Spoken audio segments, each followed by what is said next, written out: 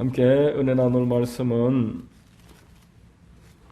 여호수아서 5장 1절에서 9절까지 말씀입니다. 구약성경 여호수아서 5장 1절에서 9절까지 말씀입니다.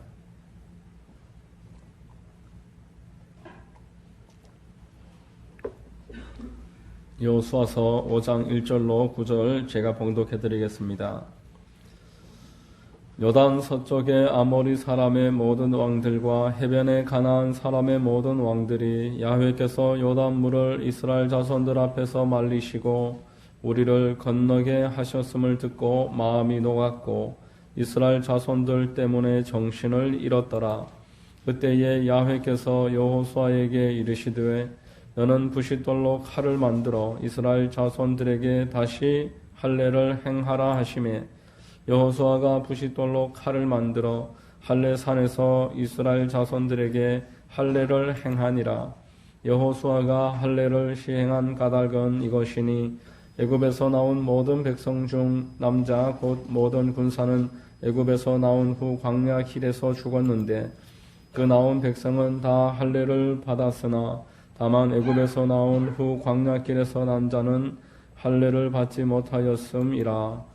이스라엘 자손들이 야훼의 음성을 청종하지 아니하므로 야훼께서 그들에게 대하여 맹세하사 그들의 조상들에게 맹세하여 우리에게 주리라고 하신 땅 곧 젖과 꿀이 흐르는 땅을 그들이 보지 못하게 하리라 하시매 애굽에서 나온 족속 곧 군사들이 다 멸절하기까지 40년 동안을 광야에서 헤매었더니 그들의 대를 잇게 하신 이 자손에게 여호수아가 할례를 행하였으니 길에서는 그들에게 할례를 행하지 못하였으므로 할례 없는 자가 되었음이었더라.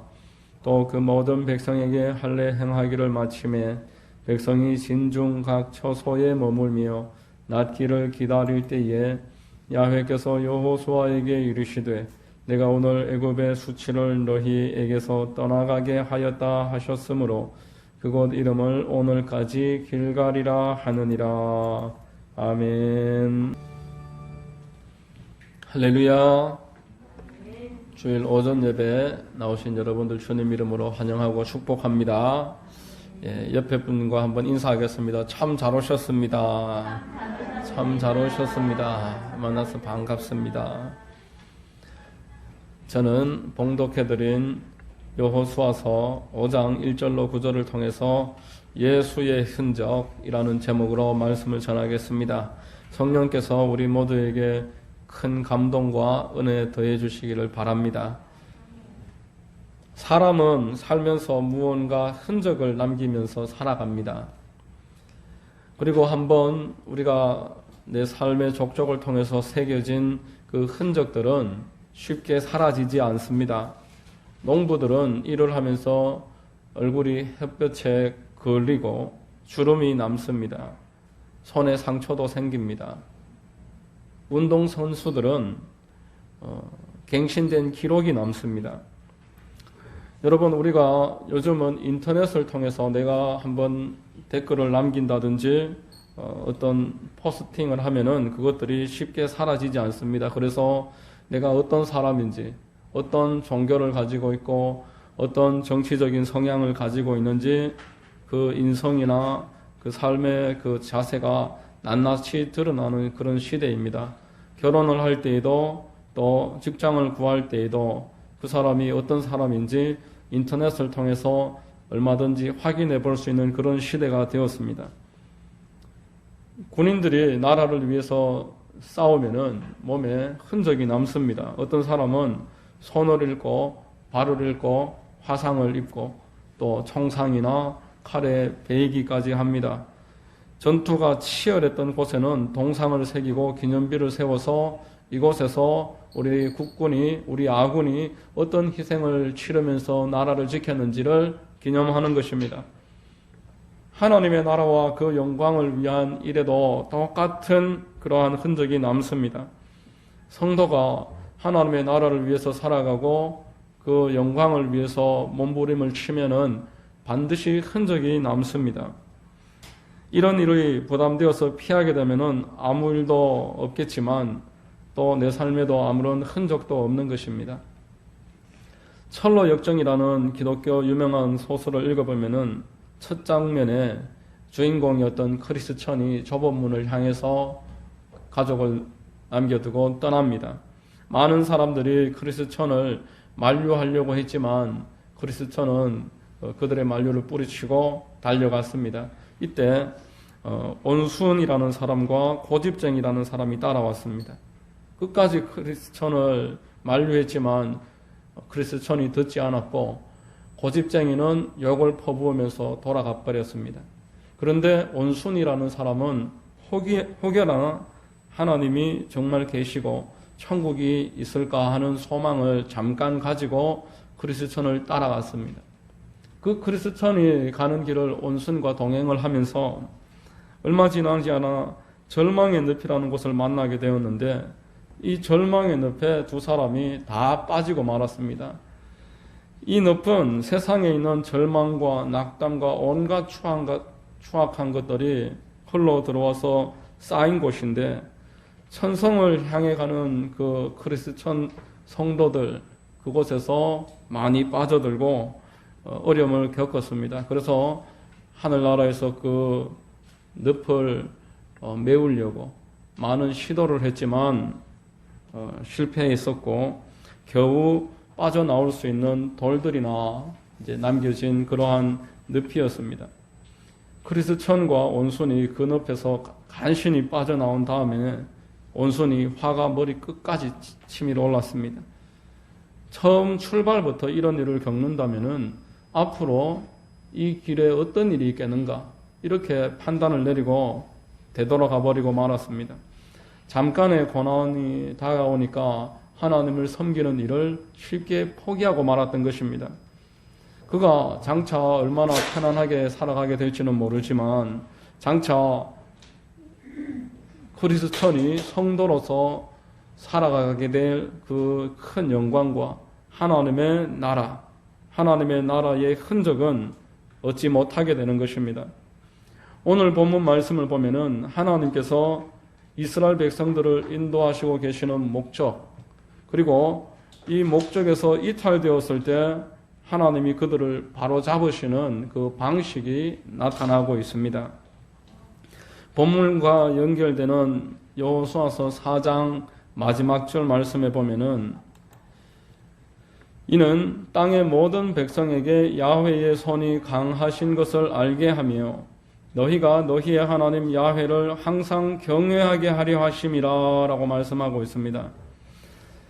하나님께서 이스라엘 백성들을 요단강을 건너가게 하시는 목적을 이렇게 표현하는 것입니다. 야훼의 손이 강하다는 것을 세상에 보여주시기 위함이고 또 성도들은 하나님을 항상 경외하면서 살아가게 하시기 위해서다라는 것입니다. 여러분, 하나님이 가장 중요하게 여기시는 것이 있습니다. 하나님의 영광입니다. 하나님이 세상을 창조하신 것도 그리고 성도들을 불러서 백성 삼으시는 것도 하나님의 영광을 위해서입니다. 마귀는 하나님의 영광을 계속 갈아치려고 했습니다. 에덴 동산에서 아담과 하와를 끼워서 하나님의 영광을 가로채려고 했고 창세기 11장에 바벨탑을 만들어서 그 이름을 새김으로 하나님을 떠나게 만들려고 했던 것입니다. 마귀는 지금도 마찬가지입니다. 성도들을 향해서 하나님의 영광을 위해서 살지 못하고 자기 자신만을 위해서 살고 자기 목적만 달성하면서 살아라고 유혹합니다. 심지어는 예수님께도 찾아와서 돌로 떡 만들어 먹으라. 저 높은 곳에서 뛰어내려라. 그러면은 사람들이 너를 우러러 볼 것이다. 또 나에게 절을 하라. 영광을 너에게 다 줄 것이다. 이렇게 유혹을 했었던 것입니다. 하나님은 결코 그 영광을 빼앗기지 아니하시고 그 영광을 지키십니다. 본문에서도 하나님의 영광을 가로채려는 시도가 나타나니 하나님이 그 영광을 빼앗기지 아니하시고 그 영광을 지키고 이스라엘 백성들에게도 하나님의 영광만 집중할 수 있도록 그렇게 깨우쳐 주십니다. 본문 1절 말씀에 여호수아서 5장 1절에 요단 서쪽의 아모리 사람의 모든 왕들과 해변의 가나안 사람의 모든 왕들이 야훼께서 요단물을 이스라엘 자손들 앞에서 말리시고 우리를 건너게 하셨음을 듣고 마음이 녹았고 이스라엘 자손들 때문에 정신을 잃었더라, 이렇게 말씀하고 있습니다. 이스라엘 자손들 때문에 정신을 잃었더라. 이 대목이 1절에서 대단히 중요합니다. 쉬운 성경은 이 이스라엘 자손들 때문에 정신을 잃었더라라는 여기 1절에 대해서 이렇게 번역합니다. 이스라엘과 마주치는 것을 너무나 무서워하게 되었더라. 요단 서쪽 모든 가나안 땅의 사람들이 하나님을 두려워하게 된 것이 아니고 이스라엘 백성들을 두려워하게 되었더라. 이스라엘 백성들을 우러러보게 되었더라. 이렇게 이야기하는 것입니다. 여러분, 이것을 하나님께서 경계하시고 지금 바로 잡으려고 하시는 것입니다. 하나님을 높이지 않고 하나님이 세운 그 사람을 높이려고 하는 시도, 그 시도야말로 하나님이 가장 경계하시는 것이고 첫 번째로 하나님이 주의하시는 내용입니다. 본문 2절을 보면은 그때에 이렇게 표현하고 있습니다. 사람들이 이스라엘 백성들을 높이고 그들을 주목하려고 하는 바로 그때, 지금까지 말씀과 연결해서 하나님이 어떠한 조치를 취하실 것인지 이제 말씀하는 것입니다. 여러분, 요단강을 건너면은 이때부터는 가나안 백성들과 전쟁이 시작됩니다. 홍해와 요단강을 이제 건넌 이스라엘 백성들 앞에는 거칠 것이 없었습니다. 어떤 두려움도 없었습니다. 기세가 하늘을 찌를 듯 했습니다. 어떠한 적이라도 이길 수 있을 것이다, 자신만만했었습니다. 이미 가나안 백성들, 그 이스라엘의 적들은 마음이 녹아 있었습니다. 마음이 두려움에 사로잡혀 있었습니다. 이스라엘 백성들은 아직 싸워보지는 않았지만 그들에 대해서 전의를 상실하고 있었습니다. 여러분, 무슨 일이든지 상황이 중요하고 타이밍이라는 것이 있습니다. 타이밍이 맞아야 일이 되는 것입니다. 대장장이가 그 쇠를 그 불에 벌겋게 달군 다음에 그 쇠를 내리칩니다. 벌겋게 달아올랐을 때 내리쳐야지 원하는 모양의 연장이 만들어지는 것입니다. 식은 다음에 내리치면은 원하는 그러한 일을 할 수가 없습니다. 그러므로 지금 이스라엘 백성들이 총공격을 벌여야 할 그 시점입니다. 요단강을 건너왔고 자신들은 기세가 넘치고 있고 가나안 백성들은 두려워서 벌벌벌벌 떨고 있는 이때 전쟁을 시작해서 그 기세 꺾인 적 가로막고 지금 기세를 완전히 제압을 하면은 그 전쟁은 백전백승하게 되는 것입니다. 그런데 하나님은 지금 이스라엘 백성들이 전쟁을 치러야 할 이 시점에 전쟁을 치러라고 하시지 않습니다. 이해할 수 없는 그러한 명령을 내리십니다. 왜냐하면 앞서 말씀드린 것처럼 하나님의 영광을 바로 잡아야 되기 때문입니다. 이스라엘 백성들이 혹여라도 이 전쟁이 내 힘으로 승리할 수 있다라고 착각하고 있었던 마음이 있다면 그것을 바로 잡아야 했고, 또 이스라엘의 적이었던 가나안 백성들이 하나님이 아니라 그 사람을 존경하고 높이고 인정하게 되는 그런 마음이 있다면 그것을 잡아야만 했습니다. 오늘 본문 2절과 3절에 그때에 야훼께서 여호수아에게 이르시되 너는 부싯돌로 칼을 만들어 이스라엘 자손들에게 다시 할례를 행하라 하시매 여호수아가 부싯돌로 칼을 만들어 할례산에서 이스라엘 자손들에게 할례를 행하니라. 여러분, 할례라는 것은 그 이스라엘 백성들이 아브라함 시절부터 전통적으로 하나님과 언약을 맺고 행해왔던 남자의 생식기의 표피를 잘라내는 것이 할례입니다. 할례를 하게 되면은 전투력을 잃어버립니다. 최소한 사흘 정도는 제대로 걸을 수조차 없습니다. 창세기 34장에 보면은 이스라엘의 그 외동딸이었던 디나가 그 세겜 땅에서 성폭행을 당합니다. 그 세겜 땅의 추장의 아들은 그 디나를 흠모해서 결혼하려고 했습니다. 야곱과 그 아들들은 마음이 분노했고 복수하려고 했지만 그 수백만 명의 사람들, 그 수많은 사람들, 최소한 남자만 군사만 수백 명에 달하는 그 세겜 백성들과 싸워서 이길 도리가 없었기 때문에 잔꾀를 내었습니다. 당신들이 우리와 같이 할례를 하면은, 남자들이 다 할례를 받으면은 우리와 같이 혼인을 맺고 같이 같은 민족으로 살아갈 수 있을 것입니다. 그렇게 속이고 그 세겜 땅의 남자들이 할례 받게 했습니다. 그래서 그 남자들이 할례를 전체가 다 같이 동시에 시행을 하니까 야곱 아들 10명이 그 수백 명의 군사들을 몰래 기습해서 그날 다 죽여버립니다. 할례 받은 사람들은 아무리 숫자가 많아도 그 소수의 사람들을 당해낼 수 없었다라는 그런 내용이었습니다. 여러분, 할례는 이스라엘 백성들과 하나님의 그 언약의 표시입니다. 하나님은 아브라함에게 장차 너를 크게 번성하게 만들어 줄 것이다. 너희 모든 사람들은 이제 할례를 행하라 약속하셨습니다. 창세기 17장 9절로 10절에 하나님이 또 아브라함에게 이르시되 그런즉 너는 내 언약을 지키고 내 후손도 대대로 지키라. 너희 중 남자는 다 할례를 받으라. 이것이 나와 너희와 너희 후손 사이에 지킬 내 언약이니라 라고 말했습니다. 그때부터 이스라엘 백성들은 다 누구든지 남자라면은 할례를 받아야만 했습니다.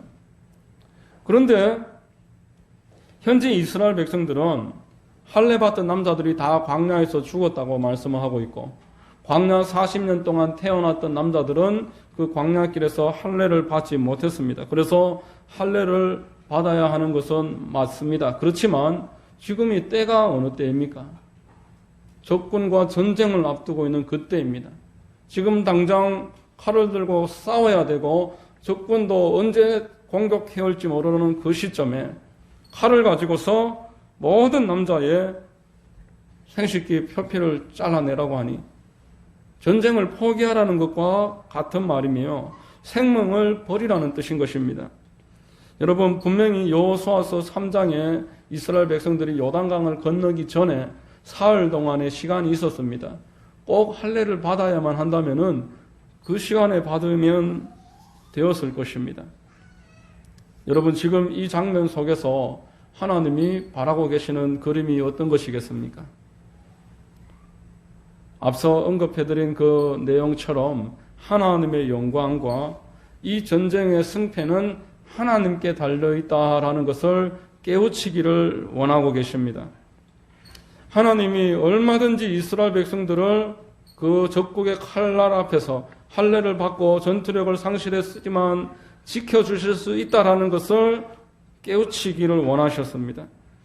하나님의 영광과 하나님의 나라는 사람의 혈과 육에 달려있는 것이 아니다라는 것을 알려주시는 것입니다. 힘이 세고 능력 있고 강한 사람만 하나님을 위해서 쓰임받을 수 있는 게 아니다라는 것을 본문은 우리에게 알려주는 것입니다. 누구든지 하나님께 속한 바가 되어서 겸손한 마음으로 하나님을 의지하려는 그런 태도만 있다면은 그가 비록 전투력이 없을지라도 하나님이 보호하실 것이며 그를 통해서 아무리 큰 군대가 별 가로막고 있을지라도 승리하게 해주실 수 있다라는 것을 깨우치기를 원하시는 것입니다. 여러분, 하나님께서 우리에게 주신 복음의 소식이라는 것이 우리가 잘나고 강하고 능력이 많다라는 것을 처음부터 전제하지 않습니다. 그 내용은 하나님께서 전혀 고려하지 않는다라는 것이 복음의 전제 조건입니다. 스스로의 힘으로 구원받을 수 있다라고 생각하는 것은 하나님께서 보실 때에 가증한 일인 것입니다. 인간의 스스로의 힘으로는 하나님께 도달할 수 없다라는 것이 복음의 출발입니다. 예수 그리스도가 이 땅에 공생의 기간을 지나실 때에 바리새인들이 그런 생각을 가지고 있었습니다. 자신들의 의로, 자신들의 노력으로 얼마든지 하나님의 기쁨이 되고 하나님의 뜻을 이룰 수 있다 라고 그들은 생각했었고, 예수 그리스도는 그들의 생각을 비판하고 그들의 생각을 책망하셨습니다. 오히려 복음서에서 하나님이 기뻐하신 사람들은 창기였고 또 버림받고 가난한 사람들이었습니다. 자신들의 의를 내세울 수 없고 자신들로서는 하나님께 도저히 도달할 수 없다라고 생각하는 그 사람들이 하나님이 기뻐하시는 사람이고 하나님이 온전히 구원하시기에 적합한 마음을 가진 사람이었습니다. 그러므로 그리스도의 사람들은 할 수 있는 한 혈과 육이 아니라 하나님의 영을 따라가려는 그러한 마음의 자세와 태도를 가지고 있어야 합니다. 요한복음 3장 6절에 육으로 난 것은 육이며 영으로 난 것은 영이니라고 말씀을 했습니다. 갈라디아서 5장 17절에도 육체의 소욕은 성령을 거스르고 성령은 육체를 거스르나니 이 둘이 서로 대적함으로 너희가 원하는 것을 하지 못하게 하려 함이니라 이렇게 말씀했습니다. 여러분, 하나님의 영광이 드러나는 일이라면은 내 생각과 좀 다를지라도, 내가 손해를 받을지라도, 내가 이 일을 선택했을 때에 내 계획과 차질이 생길지라도 그것을 선택하는 사람이 하나님이 사용하시고 하나님이 기뻐하시는 사람이다라는 것입니다. 그 사람이 하나님을 믿고 순종하고 따라가는 만큼 하나님은 그를 통해서 일하시겠다라는 것입니다. 오늘 본문 8절과 9절 말씀에 또 그 모든 백성에게 할례 행하기를 마침에 백성이 진중 각 처소에서 머물며 낫기를 기다릴 때에 야훼께서 여호수아에게 이르시되 내가 오늘 애굽의 수치를 너희에게서 떠나가게 하였다 하셨으므로 그곳 이름을 오늘까지 길갈이라 하느니라 라고 말씀하고 있습니다.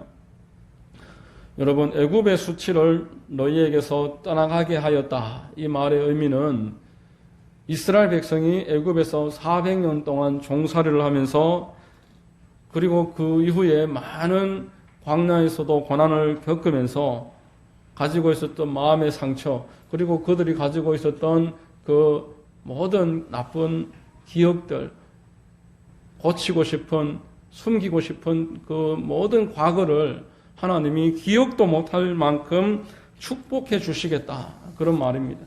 너희들이 지난 그 고통, 그 너희들 마음에 남아있는 상처, 앞으로 생각도 나지 않을 정도로 너희들의 삶에 은혜를 더해주고 축복을 더해 주실 것이다 라고 지금 말씀하는 것입니다. 여러분, 이스라엘 백성들은 지금 그 할례 받으라는 명령에 순종했습니다. 어려운 명령이지만 전쟁을 앞두고 적국의 칼날 앞에서 당장 싸움을 시작해야 되는 그 시점에 하나님이 할례 받아라 라고 할 때에 할례를 받은 것입니다. 만일 적국이 공격해오면 몰살될지라도 하나님께서 지켜주실 줄을 믿고 할례를 받은 것입니다. 오늘날로 말을 하면은 내 삶에 여러 가지 일이 있지만 주일날 하나님 앞에 와서 먼저 예배드리고 공부를 해야 되고 사업을 해야 되고 돈을 벌어야 되지만 하나님이 나를 지켜주시고 내 삶에 내가 애쓰고 힘쓰고 노력하는 것보다 더 큰 능력으로 하나님이 갚아주실 것을 믿고 예배하고 기도하고 그렇게 살아가는 것이 바로 하나님께 순종하는 삶이요, 하나님이 그 삶을 붙잡아서 장차 축복하시고 승리를 안겨주시겠다라는 그러한 오늘 요소서 5장 9절에 담겨있는 내용인 것입니다.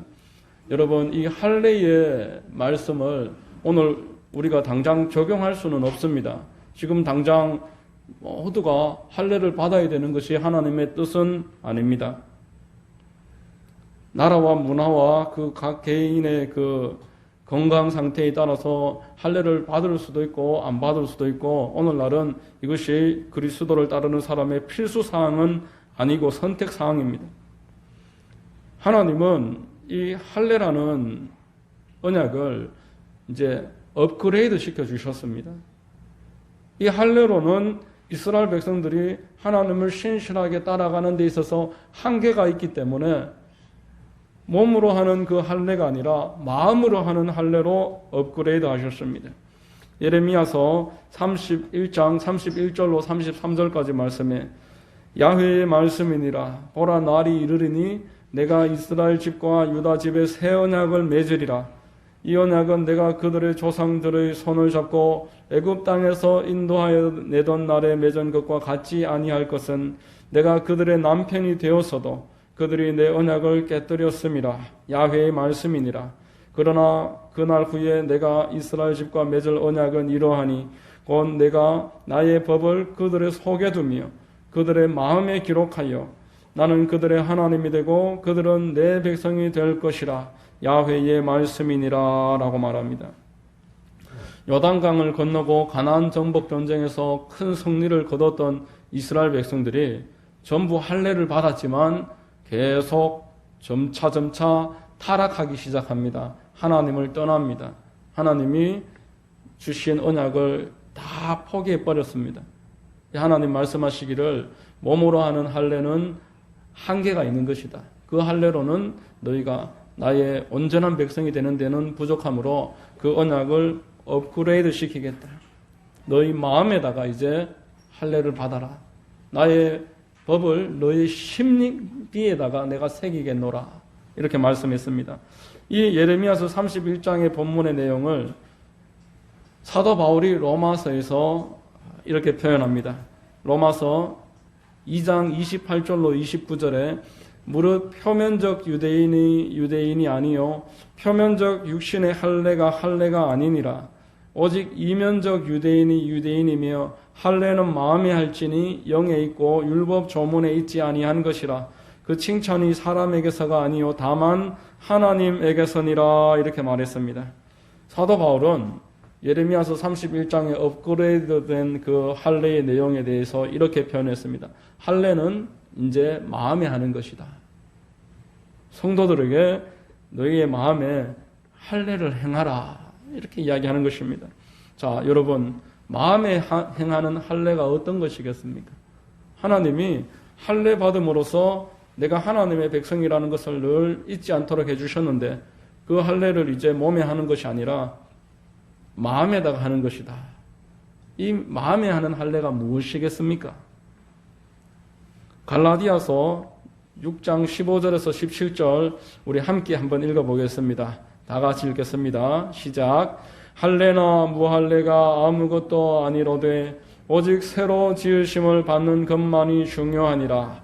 무릇 이 규례를 행하는 자에게와 하나님의 이스라엘에게 평강과 긍휼이 있을지어다. 이후로는 누구든지 나를 괴롭게 하지 말라. 내가 내 몸에 예수의 흔적을 지니고 있노라. 여러분, 여기에 흔적이라고 나와 있는 단어의 그 헬라어는 스티그마라는 뜻입니다. 찌르다, 후벼파다, 그런 의미입니다. 소유권을 인정하기 위해서 짐승의 몸에다가 칼날 같은 것으로 찌르거나 후벼파서 상처를 만들었습니다. 불을 벌겋게 지진 인두로 불도장을 찍어서 소유권을 만들었던 것이 당시의 풍습입니다. 사도 바울은 자기 자신에게 예수로 말미암은 그 스티그마, 예수의 흔적이 있다라는 것입니다. 예수로 말미암은 고난이 나에게 남아있다라는 것입니다. 사도 바울은 다메섹 독상에서 예수 그리스도를 만났으므로 사도입니다. 하나님이 불러주셔서 그 자체로서 사도입니다. 그렇지만 사람들이 네가 정말 사도이냐 사도권을 확인하려고 할 때에 그 사도 바울은 내가 예수님을 만나는 그것도 분명히 사도로서의 증거이지만 나에게는 또 다른 증거가 있는데 예수의 흔적이 있다. 내 마음에는 할례가 있다. 하나님이 나에게 주신 분명한 흔적, 내가 예수 그리스도를 정말 믿는 사람이라는 확실한 증거가 여기에 있다. 여러분에게 이 증거가 있습니까? 하나님을 분명히 만났는 것은 물론이며 하나님을 따름으로 내 삶에 새겨진 예수 그리스도의 흔적, 누가 뭐라 해도 분명히 내가 하나님을 믿는 사람이라는 것을 증명할 수 있고 다른 사람에게 보여줌으로써 내가 예수 그리스도의 흔적이 여기 있다. 하나님이 내 삶에 이렇게 역사하셨다.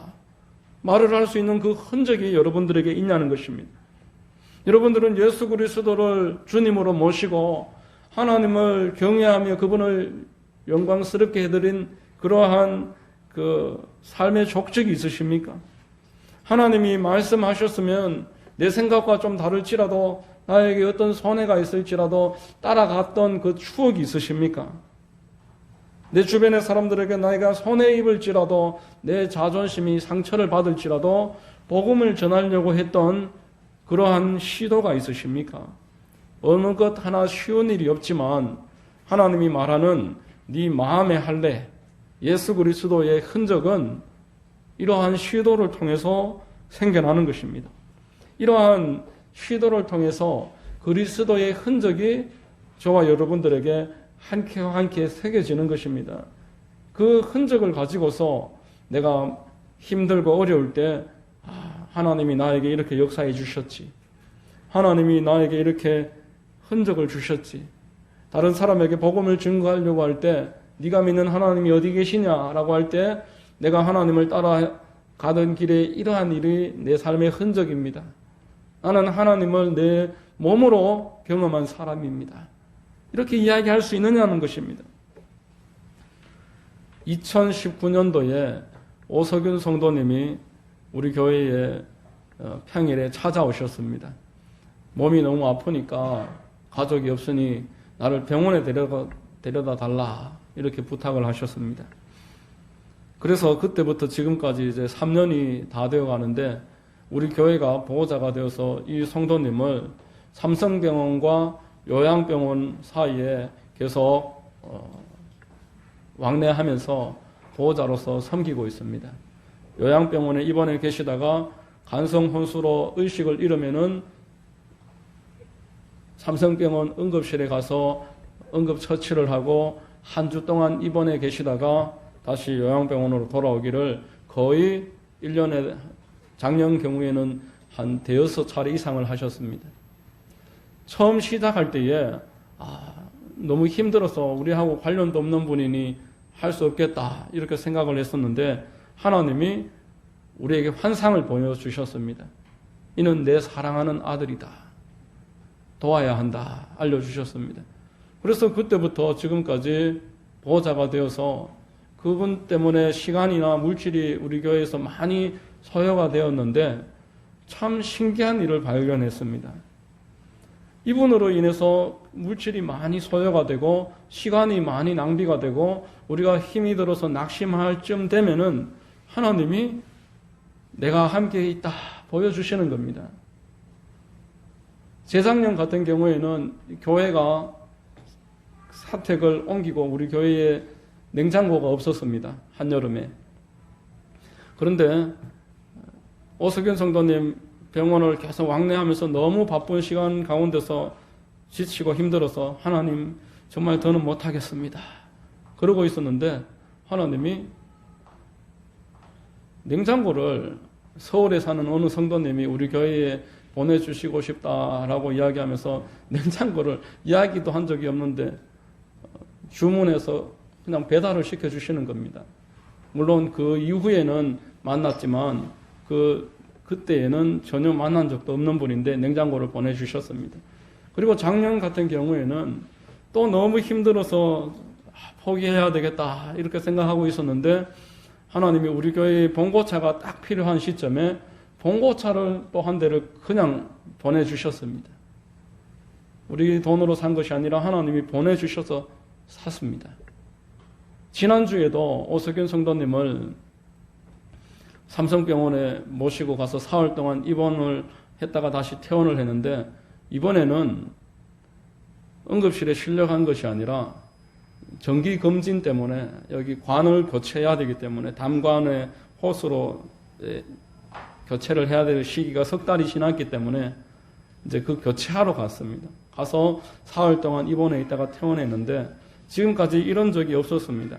중간에 한 달이나 두 달 사이에 응급실에 실려간 적은 있어도 같이 정기검진 때 찾아가서 그 관 교체할 시기가 충분히 지났기 때문에 교체한 적은 한 번도 없었습니다.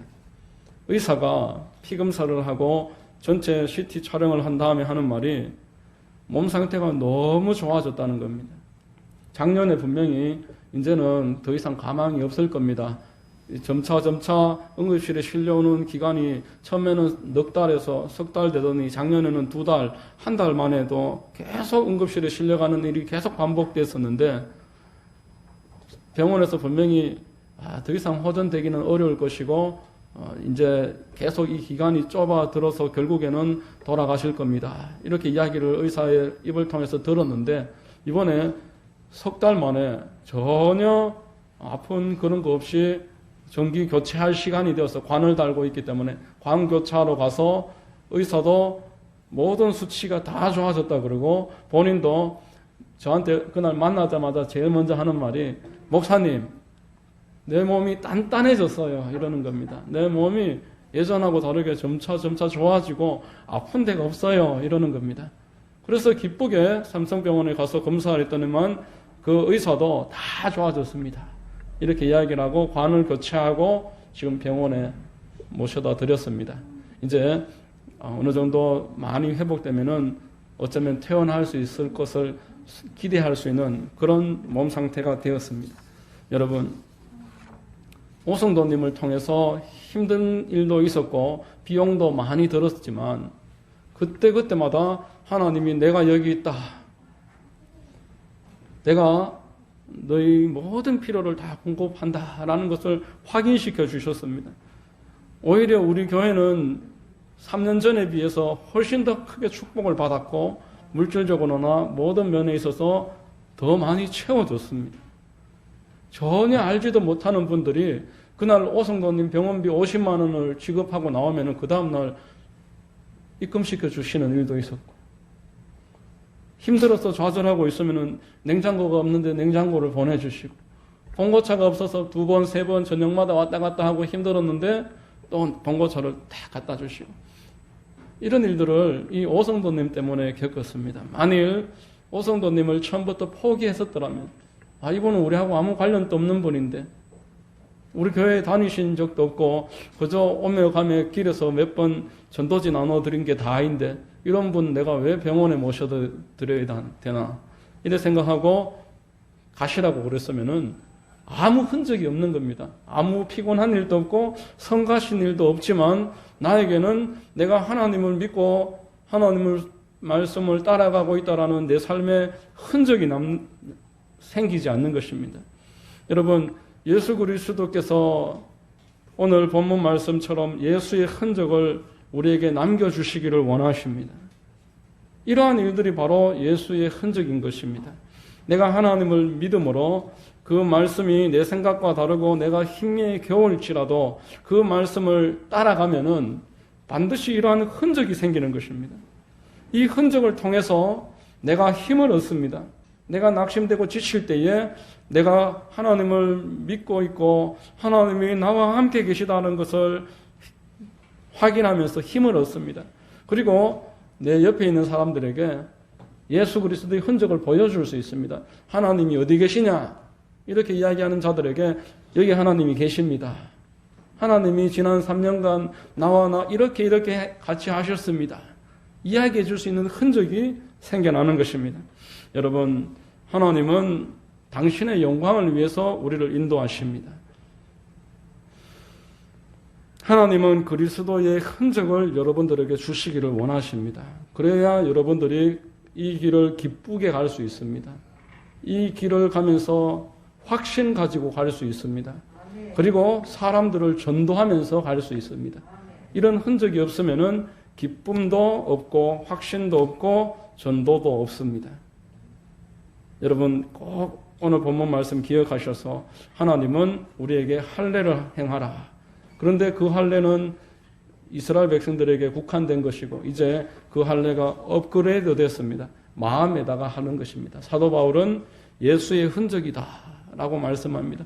나에게 예수의 흔적이 있노라.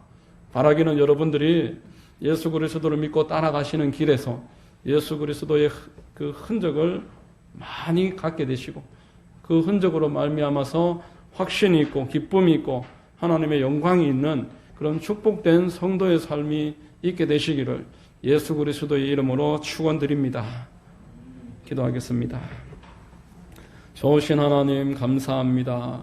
오늘 말씀을 통해서 예수의 흔적이 우리에게 있어야 함을 깨닫습니다.